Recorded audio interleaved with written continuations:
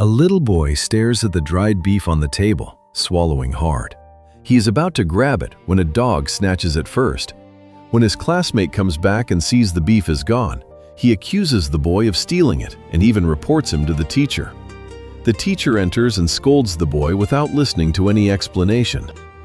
The boy feels deeply wronged, but does not know how to defend himself. Overwhelmed, he lashes out and hits the teacher. This only makes the situation worse. No matter how hard he tries to explain, the teacher refuses to listen and is convinced he is guilty. At lunchtime, the teacher suddenly realizes the boy is missing and rushes outside to look for him. A villager says the child was seen heading toward the river. Terrified, the teacher runs there, but the boy is nowhere to be found. Other villagers and another teacher join the search. They search the river for a long time. When someone shouts that something has been found downstream, everyone rushes over, only to pull out a clump of water plants. At that moment, Teacher Yi suddenly remembers something. He jumps on his bicycle and rides to the village entrance, where a large camphor tree stands. This is where the boy's parents once left him before going to the city to work. They told him they would return in a few days. From then on, the boy sat there every day, waiting. When the film was released, almost no one noticed it. The cast is made up entirely of real left-behind children, yet over 30,000 viewers gave it a 9.3 rating on Douban. With young adults leaving villages to work elsewhere, children are left behind with no one to care for them. Teacher Yi, a primary school teacher, cannot bear to watch these children repeat their parents' fate. He decides to open a small home-based kindergarten so they can receive an education. Before it even opens, villagers mock him, questioning what studying is good for. Despite this, Teacher Yi goes ahead. He cleans the family's old house and turns it into a classroom. His laid-off wife becomes the head teacher. A cargo cart is painted yellow and turned into a simple school bus. The only problem is finding someone to pull it. In the end, Teacher Yi asks Shagan, a man who is not very bright but strong and hardworking. Word spreads quickly. Parents begin sending their children, and 15 enroll on the first day. That night, Teacher Yi's wife checks the accounts and realizes the money does not add up. Teacher Yi explains that some families are struggling and will pay later. His wife is unhappy. On the first day of class, Teacher Yi's wife buys pork and eggs so the children can eat well. The food is so good that the children eat bowl after bowl and still complain they are hungry. That night, she insists they cannot keep running the school, saying just feeding the children will ruin them. Teacher Yi asks her to hold on a little longer. One day, a villager brings his 16-year-old daughter, Li Xiang. She refuses to stay in school and insists on going to Shenzhen to work. Her father asks if she can help at the kindergarten instead, without pay, as long as she gets meals. Hearing that Li Xiang can sing and dance, Teacher Yi agrees, though she is reluctant. As they recruit students in the village, people urge Li Xiang to show her talent. She refuses and walks away. Teacher Yi follows her and asks why she is so determined to leave. Li Xiang admits her dream is to become a singer and to earn money to join a singing competition. Teacher Yi suggests she apply to a music academy, but she refuses to listen. At that moment, a former student of Teacher Yi stops to greet him. He has returned from working away with an 18-year-old girlfriend who is already pregnant. Because they are too young to register a marriage, they can only hold a ceremony. Li Xiang looks at the girl's childish face and her swollen belly, filled with mixed emotions. After they leave, Teacher Yi warns Li Xiang not to get pregnant. She says nothing.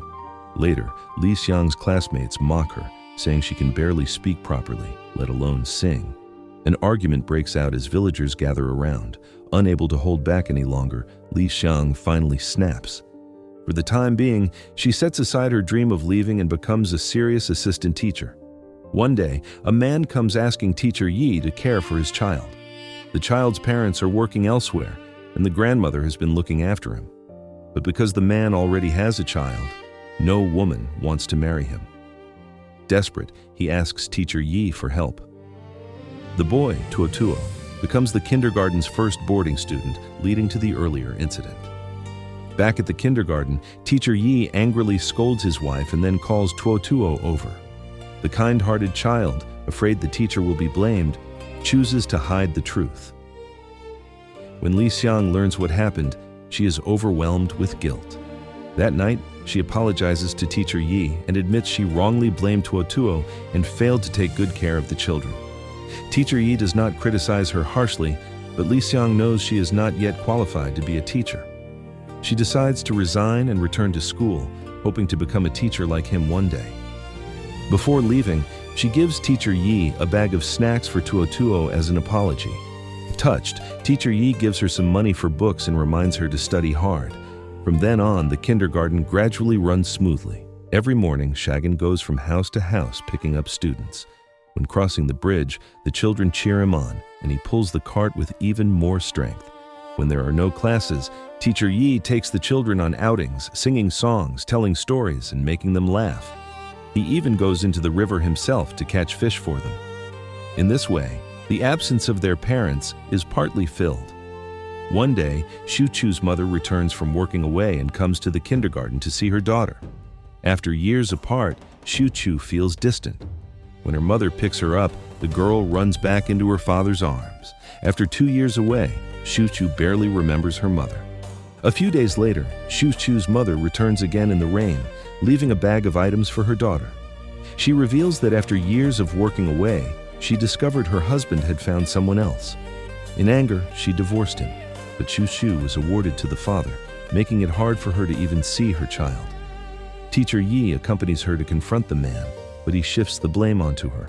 Left with no choice, she leaves.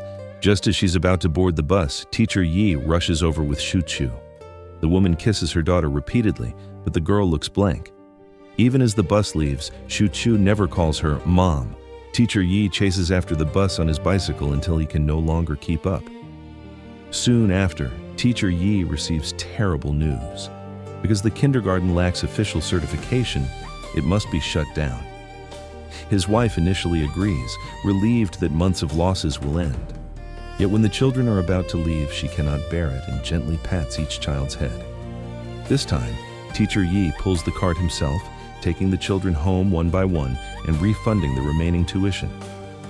After several villages, only Shu-Chu and Tuotuo remain. When delivering Shu-Chu, no one is home. Her aunt explains that Shu-Chu's father has gone to Shenzhen to work again. He fought hard for custody, only to leave once more. Hearing the kindergarten is closing, the aunt grows angry, saying she has no time to care for the child. Though Shu-Chu's uncle eventually takes her in, resentment fills the house. Teacher Yi then takes Tuotuo to his grandmother's home.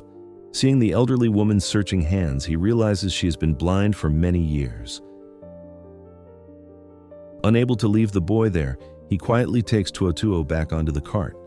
On the way back, Teacher Yi sees Shu-Chu curled up alone in a corner, unable to enter her home. Without hesitation, he lifts her onto the cart as well. On the road, she asks where her father has gone. Teacher Yi tells her he has gone to Shenzhen, far away in the south. Not knowing what else to say, Teacher Yi takes the children to the highest hill and points toward the distant mountains. Beyond them lies the south. If you keep walking, all the way to the horizon, you will reach Shenzhen. Tuotuo suddenly smiles. He does not understand distance or time, but from that moment on, life once again has something to hope for. This is a true story, and the most realistic portrayal of left-behind children in rural China. Education is not meant to help people escape their poor hometowns, but to help those hometowns escape poverty.